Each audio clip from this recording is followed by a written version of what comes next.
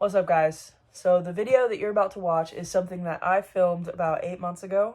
I like telling stories, and I like telling stories about my life. And a lot of crazy shit's happened to me in my life. This is an example of that. If it's something that was entertaining for you, come back for more. If there's anything that you want to see or any questions that you have about my life or anything you want to know about, ask. I'm very open, and let's just say I include as much detail as possible. I'm very honest. Enjoy. Amsterdam. Hold on.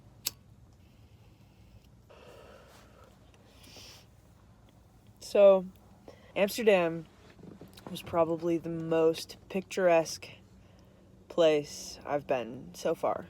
You know, I mean, you've seen it in movies, you've seen it on the internet. It looks exactly like that. I mean, I don't know why that's surprising, but just to see it in real life, it's... Oh my god. My hostel was right on a canal. I mean, everything is right on a canal, but you don't quite realize that until you're there.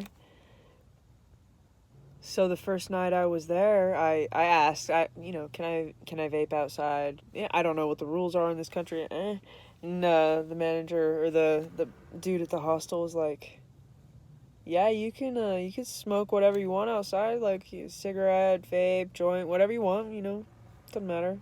Just don't blow it in anybody's face. Don't be rude. It's like, well, yeah. My mind was still kind of reeling about the whole joint thing. What? I'm just like about a 4-minute walk from downtown. Super convenient and beautiful. And I notice coffee shop signs probably like every 50, 60 feet. And the first one I went into was called the Green Room. Bought a joint. Smoked it inside the coffee shop there with fellow stoners.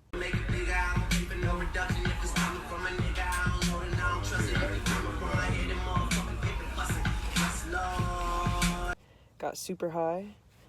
Went out and explored Amsterdam at nighttime. Okay, so everything here is so random. Not gonna lie, first thing I went for was food. So the sign behind me, I didn't know what I was looking for, but I found a slice of pizza. Yeah, it was good. And then as I'm walking, I'm looking down, there's side streets everywhere. There's main streets, which are, just a little bit bigger than the side streets. They're about as wide as a car. They're not wide at all. Everybody in Amsterdam gets around on bicycles or mopeds, or they walk. There's very few cars. There are cars, but not a ton. But I'm looking down the side streets, which are basically alleys, and I see these red lights in the distance. I've heard of the red light district, but I don't actually quite know what that means. I was naive, guys. I didn't know any better. I was unprepared.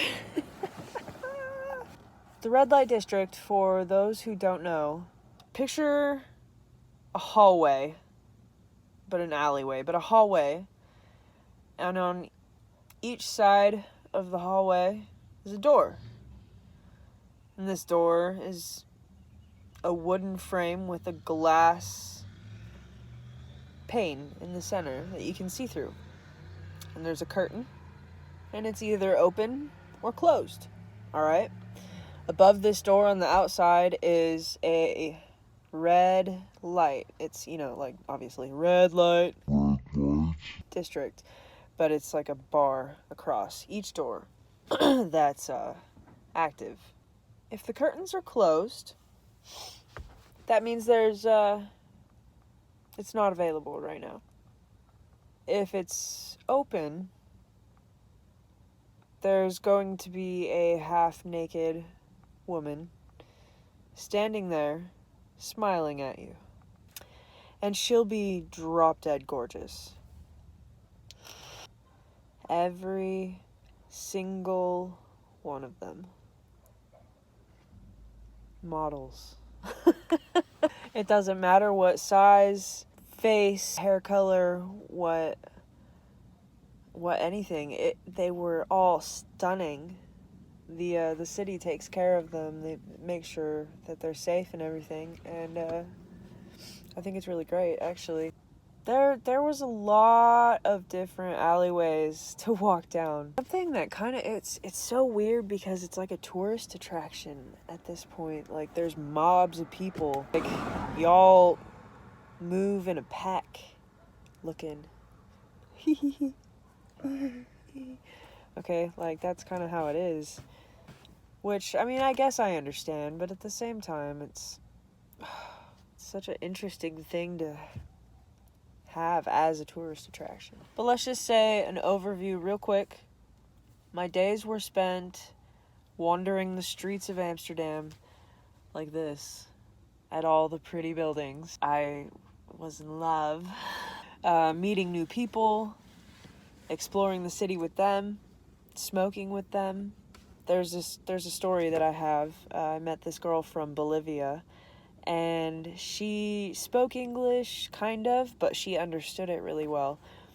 And she asked me what my favorite movie was. My favorite movie is called The Princess Bride. She and I were sitting in a coffee shop at the bar. I start telling her about this movie. And I know this movie so well that I explained it detail by detail, scene by scene, for about a third of the movie. Inconceivable. And so we were both high, but she hadn't really smoked before, so she was baked, okay? And I kept asking her, hey, if this is too much, tell me, I can back off. And she was like, no. I have this whole thing pictured in my mind. I know what the characters look like. I know I can see everything. It's playing like a movie. So I just kept talking, and I noticed that the bud tender was kind of leaning against the bar across from us, like inside the bar, staring off into space, and he would go and help someone and then come back and lean in the same spot and stare off into space. And the people adjacent to us were just staring at me. And I found out that, Americans aren't that common, maybe? I don't know. Or maybe just they're only available in packs? I'm not sure.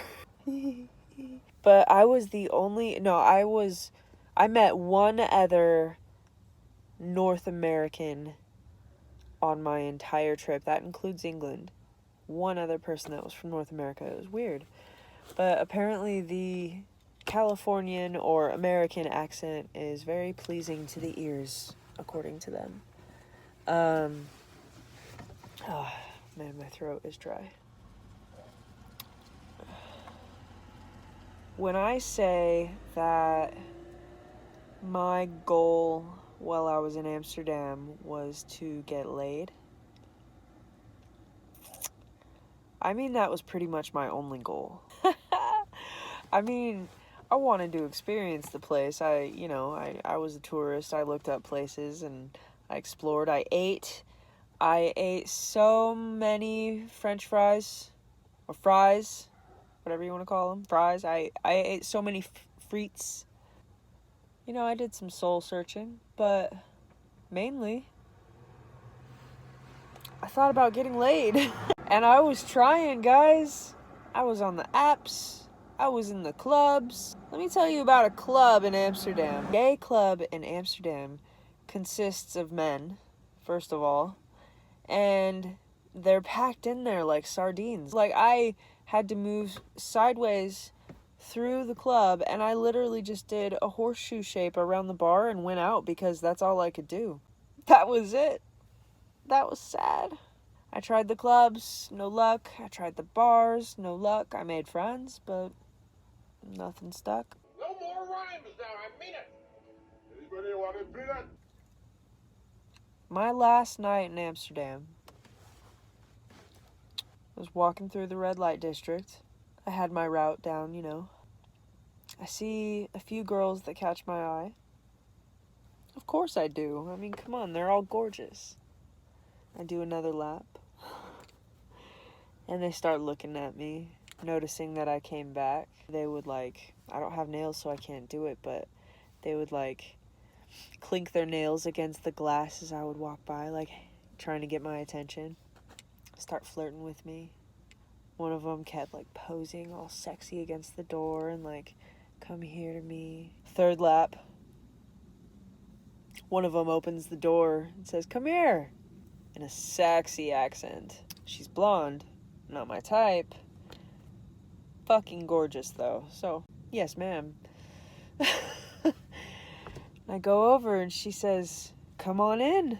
And I said, how much? God, such a weird question to ask. She said, 50 euro. I said, I don't have enough on me. She said, there's an ATM around the corner. I said, okay, I'll think about it. And I'll let you know. So I walk and I turn down an alleyway and I see this girl. She's brunette. She's wearing this like sports bra. She had like this sporty theme going on, like sport mom. MILF. She was a MILF. Ooh, she was hot. She looked at me and I looked at her and I like zigzagged a little bit towards her, but I didn't have any money, so I just kept walking. So I walk around, I go to the ATM, I get 60 euros out. I don't have this money to spend, but I'm like, all right, sure. I walk to a bar, I get a beer, I get a shot, I get another beer, I pound all of it, I start walking. Pretty drunk at this point, like, uh-oh. God, I can't believe I'm saying this out loud.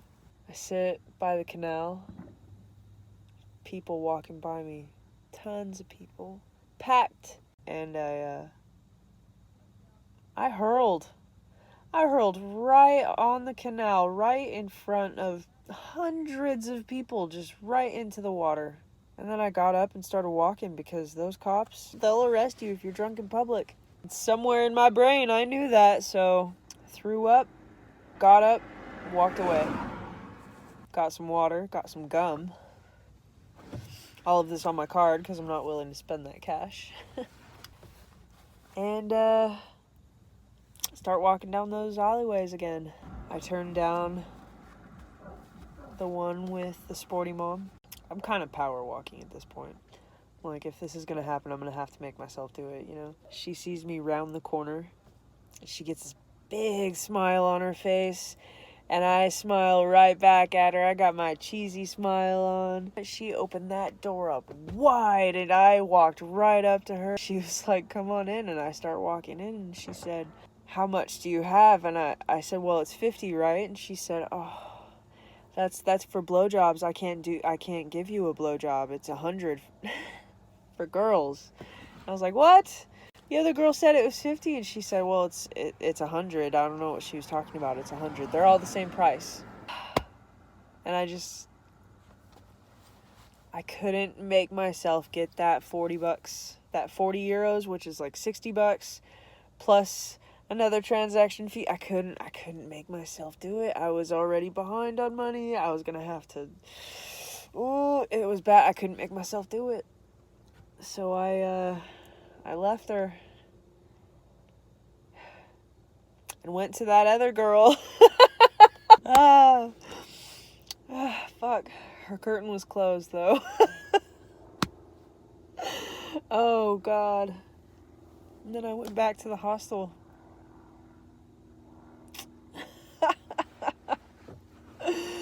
Oh, shit. I have Oreos now. The next day, I was really hungover. Just kind of chilled. Took it easy. Caught up with some friends from a few days before. I never saw that girl from Bolivia again. I have no idea if she'll ever watch The Princess Bride or remember The Princess Bride, but I like to think she'll see it. While I was in Amsterdam, my phone says that I walked about 45 miles in 4 days. I'll never forget it. Maybe some of it I will, or have. It was an amazing experience, and even though it was irresponsible and all that crap, I wouldn't trade it for anything. It was awesome. So then I flew back to England, Spent some time with a friend from high school. Really nice to spend some time with her. It really grounded me. After all the prostitution and drugs. Then I went home. Flew back to California. And, well, I started a new life. And I think that's where I'm going to end this one. Next time I'll tell you how I did that. Start a new life from scratch. No car, no job, no girl, no money. I got this, though. We're getting caught up right now. I'll see you next time, if you're still here. I would stick around if I were you. It's still...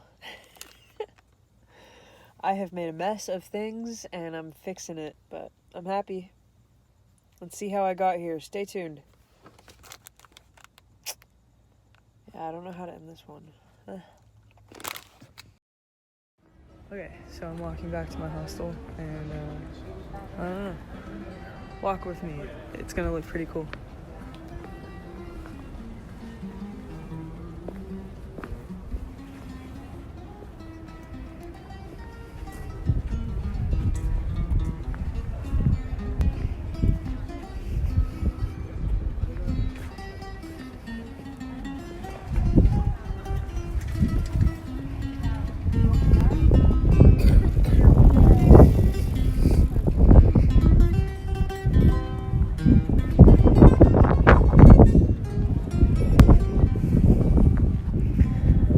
And that was just one bridge.